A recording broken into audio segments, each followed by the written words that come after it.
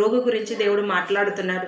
38 ఏళ్ల నుండి పడిపోయిన ఆయనకు స్వస్థత లేదని, బెతస్దా కోనేరు అనగా దేవుని ఆలయం అని, ఆలయంలోకి మొదట ఎవరు వెళ్తారో వారికి స్వస్థత ఉందని మనం తెలుసుకున్నాము. కానీ ఇప్పుడు ఇంకో మాట దేవుడు మాట్లాడుతున్నారు తెలుసా? 38 ఏళ్ల నుండి పడి ఉన్న వ్యక్తిని దేవుడు ఇక్కడ ఏమని మాట్లాడుచున్నంటే, ఆ రోగి అయ్యా, నీళ్లు కదిలింపబడినప్పుడు నన్ను కోనేటిలోనికి దించుటకు నాకు ఎవడూ సహాయం చేయలేదు అంటున్నారు. ఎవరో వచ్చి మనకు సహాయం చేయాలనుకుంటున్నావు. నీవు ఇరుకులో ఉన్నావా? నీ ఇబ్బందుల్లో ఉన్నావా?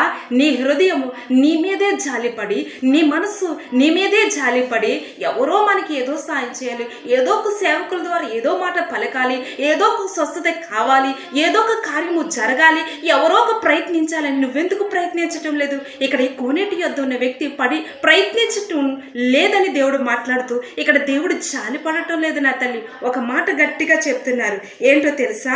8వ వచనంలో చెప్తున్నారు, యేసు నీవు లేచి నీ పరిపెత్తుకుని నడువు అంటున్నారు. నీవు లేచి అంటున్నారు. నీ శ్రమలో ఉన్నావా? దాంట్లోంచి లేగమంటున్నాడు. ఇరుకులో ఉన్నావా?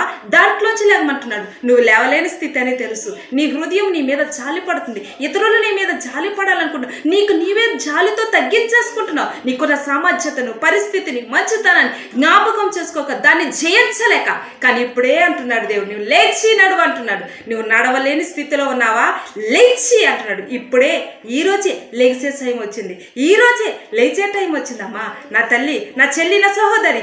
ఈరోజే దేవుడు సమస్యల నుండి లేపే టైం.